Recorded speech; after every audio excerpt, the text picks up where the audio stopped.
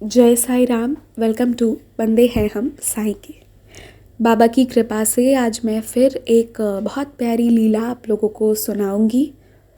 और एक और बात मैं बोलूँगी, आप में से जो लोग श्री साई सच्चरित्र जी को पढ़े हों और जिनके लाइफ्स में उससे कोई बहुत बड़ा इम्पैक्ट आया हो, तब ऐसा फील हुआ हो कि ये साई सच्चरित्र जी के वजह से हुआ है, तो वो लोग स्पेसिफ़िकली ज़रूर मुझे अपने अनुभव शेयर कीजिएगा।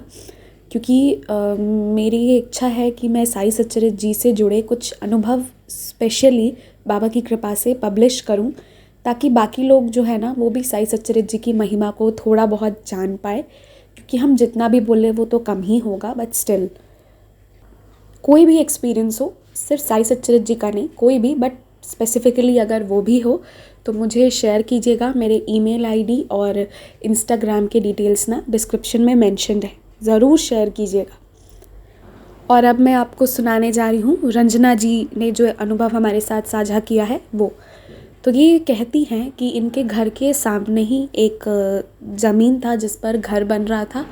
तो लगभग 1 साल के बाद एक आंटी का घर जो है वो ऑलमोस्ट रेडी हो गया। पूरा तो नहीं हुआ था, बट उसके बाद इनका उन आंटी से दोस्ती हो गया और आना जाना शुरू हुआ। तो देखिए, जो घर साईं बाबा का घर होता है ना, जिसमें बाबा होते हैं, उस घर से जो भी जुड़ता है उसका उद्धार ही होता है, अगर वो सच्चे भाव से सच में वो बाबा का घर है तो। अब जब ये उनसे जुड़ने लगी तो उससे पहले इनके लाइफ में बहुत टेंशन थे, बहुत चिंताएं थी। पर ना उन आंटी के पास आना जाना करते ही करते भर में इनके लाइफ से धीरे धीरे, इनके पूरे परिवार के लाइफ से चिंता दूर होने लगी। बहुत सारा प्रॉब्लम्स, जो बहुत सारा काम नहीं हो रहा था, वो होना शुरू हो गया।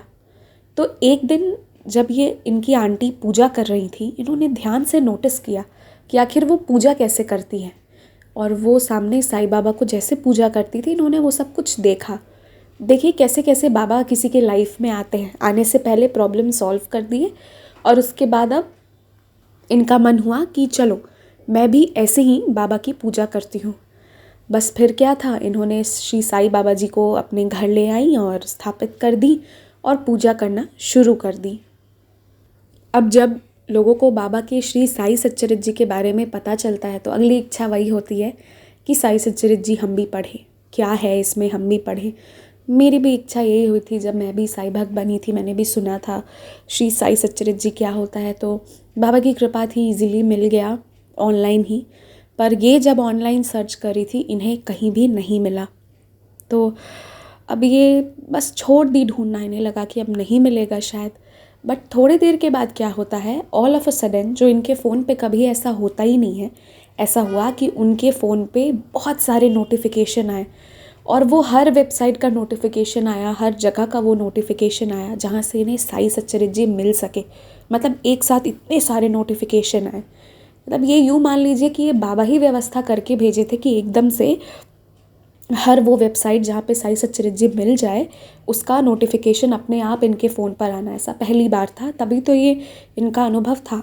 फिर उसके बाद इनके पास इस तरीके से साई सच्चरित्र जी आई और बाबा के ये क्लोज़ होते चले गए। इन्होंने स्पेसिफिकली एक एक करके मेंशन करके प्रॉब्लम का सल्यूशन नहीं बताया, पर देखिए कितने अच्छे से इन्होंने लिखा कि बाबा के आने के बाद मेरे लाइफ से अपने आप एक एक करके प्रॉब्लम चले गए। और हमें पता भी नहीं चलता है कि कैसे वो चला गया, क्योंकि बाबा आते हैं ना तो हर प्रॉब्लम का सल्यूशन निकलता चला जाता है। बस बाबा ना हमें वो सही रास्ते पे, हम जो रोड नंबर 2 लेना है और हम शायद रोड नंबर 4 पे वॉक कर रहे हैं, तो बाबा हमें 2 पे लाकर खड़ा कर देते हैं और उसके बाद प्रॉब्लम्स अपने दूर होती चली जाती हैं। यही हुआ। एक अन्य दिन इनके साथ ऐसा हुआ था कि ये ऑनलाइन क्लास कर रही थी, नेटवर्क ख़राब।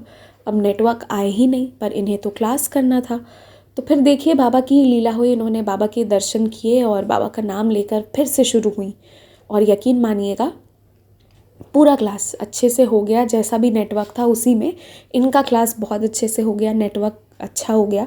तो मतलब बाबा ना हमें हर डे टू डे लाइफ में भी हेल्प करते हैं। ज़रूरी नहीं है कि हर वक्त एक्सपीरियंसेस कुछ ऐसे ही हों कि जिसमें मतलब आउट ऑफ द वर्ल्ड वाली बात हो। नहीं, ये समझने की बात है कि बाबा ना हम सबके लाइफ में एवरी मोमेंट है और वो हमें हर मिनट हेल्प कर रहे हैं। मैंने देखा है बहुत से डिवोटीज़ जो है ना, उनके मन का नहीं होता है तो वो ना रोते हैं, परेशान हो जाते हैं कि बाबा मेरी नहीं सुन रहे हैं। दूसरों की तो सुन लेते हैं, 5 मिनट में सब कुछ पूरा हो जाता है। तो आप, ऐसा नहीं है कि सबकी लाइफ मतलब जिस पे बाबा कृपा भी कर रहे हैं, बट ऐसा ये नहीं है कि बाबा हैं तो प्रॉब्लम्स नहीं होंगे, या फिर बाबा हैं तो आपने जो जो बोला सब कुछ एकदम एज इट इज़ हो जाएगा। क्योंकि बाबा आपके गुरु हैं, वो ये भी देख रहे हैं ना कि क्या आपके लिए अच्छा है फ्यूचर में और क्या अच्छा नहीं है। तो समझिए इस बात को। मैं आप मतलब कुछ लोग को ऐसा लगता है कि बाबा जो है ना, इसकी मतलब मेरी सारी विशेस फुलफ़िल कर देते हैं, तभी मैं बाबा के लिए ऐसे बोलती हूँ। क्यों? ऐसा ज़रूरी है क्या कि बाबा जब सारा विश फुलफ़िल करेंगे तभी मैं बाबा के अनुभव सुना रही हूँ? ऐसे नहीं सुना सकती क्या? आउट ऑफ लव फॉर बाबा। मेरे लाइफ में भी चैलेंजेस हैं, थे और आते रहते हैं, बहुत सारे हैं। और ऐसा नहीं है कि मैंने जितने विशेस बोले सब कुछ एकदम से फुलफ़िल हो गया, मैं मतलब वैसा नहीं है। ऐसा है कि कुछ चीज़ें हैं वो हो गई, कुछ चीज़ें नहीं हुई क्योंकि बाबा की मर्ज़ी थी। हर चीज़ बाबा पे छोड़ दीजिए, चाहे कुछ भी हो, आपका डिज़ायर है ना वो भी बाबा पे छोड़ के देखिए। हर चीज़ बेस्ट फॉर्म में आपके पास आएगा। जिस भी चीज़ को अपने ऊपर आप लेते हैं, चाहे खाना पीना कपड़ा हो, या फिर आप कोई भावना को भी अपने अंदर आने दे रहे हैं, हैप्पीनेस को, सॉरोनेस को भी, वो भी बाबा को ऑफ़र करिए और फिर उसको आने दीजिए। And then you will feel that divine, तो वो डिवाइन पावर। तो इसीलिए बस ये किसी से कंपेयर मत कीजिए, किसी से मत कंपेयर कीजिए। अगर सामने वाले इंसान की इच्छा पूरी हुई है, उसने उसके लिए क्या किया है ये आपको नहीं पता, तो हाउ कैन यू जज बाबा? Stop doing that. और क्या नहीं हुआ है उसके लिए रोना धोना और टाइम वेस्ट करना बंद कीजिए। जो है आपके पास उसको एंजॉय कीजिए। Cherish the presence of what ever you have, और लाइफ को खूबसूरत बनाइए। डोंट मेक इट नेगेटिव और टेंस्ड मत बनाइए। जय साई राम।